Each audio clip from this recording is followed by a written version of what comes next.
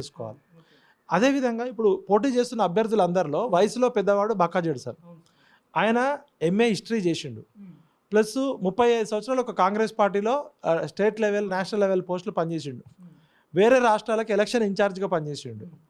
Cabinet level post వికలాంగుల దానికి చైర్మన్గా పనిచేసిండు. మనందరికీ కాళ్ళు చేతులు ఉన్నాయి. ఏదైనా నిరసన కానీ ర్యాలీ కానీ రాస్తారోకో జరిగినప్పుడు పోలీసులు లాఠీచార్జ్ చేసినా పరిగెత్తగలం, అవసరమైతే 2 దెబ్బలు తినగలం. అలాంటిది బక్కా జెడ్సన్ గారు గత 10 సంవత్సరాల నుంచి కేసీఆర్ మీద నిరంతర పోరాటం చేసిండు. నేను వారానికి ఒక స్కామ్ బయట పెట్టడానికే నాకు కష్టమవుతుండే, ఆయన ప్రతిరోజు ఒక స్కామ్ బయట పెట్టిండు.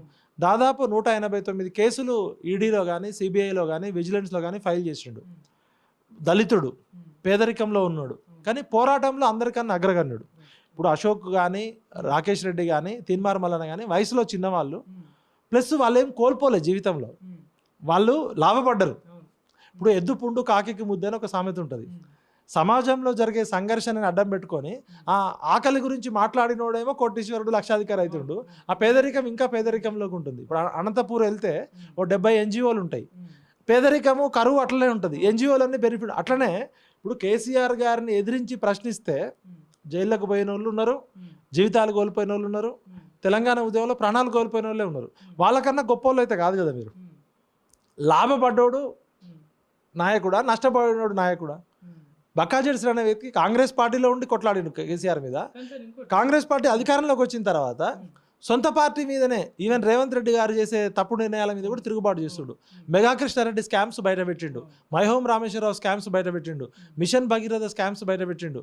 ఆయనకి ప్రాణహాని కూడా ఉంది. ఆయన ఒక్కడే ఎక్కడంటే అక్కడ తిరుగుతాడు, ఆయన కారు కూడా లేదు.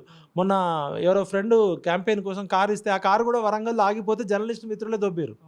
ఆర్థికంగా పోరాటం చేయడం వల్ల లాభపడ్డది ఎవరు, నష్టపోయింది ఎవరు? ఇప్పుడు తీన్మార్ మల్లన్న ఆర్థికంగా లాభపడ్డా నష్టపోయిందా? అదేవిధంగా అశోక్ అనేట ఆయన పాఠాలు చెప్పడం వల్ల ఆయన ప్రొఫెషనల్గా ఆయన ఏమి నష్టపోలే డైరెక్ట్. కానీ బక్కా జెడ్సన్ అనే వ్యక్తి ఆర్థికంగా నష్టపోయిండు, ఆరోగ్యపరంగా నష్టపోయిండు, ప్రాణహాని ఉంది అలా. ప్లస్ వయసులో పెద్దోడు, నిరంతరం పోరాటం చేసిండు. కేసీఆర్ లాంటి అరాచక నియంత పాలనను దించడంలో ఆయన పాత్ర ఉంది. ఇలా కాంగ్రెస్ పార్టీ నాయకులు కూడా మెగా కృష్ణారెడ్డి, మై హోమ్ రామేశ్వరరావు స్కాములు బయట పెడుతున్నాడు, కవిత స్కాములు బయట పెడుతున్నాడు అని చెప్పి ఆయన్ని సస్పెండ్ చేశారు. కాబట్టి నిజాయితీగా నిబద్ధతతో నికారుగా కొట్లాడే వ్యక్తిని మనం గెలిపించుకోవాలి. నాకు ఈ 4 మిత్రులే.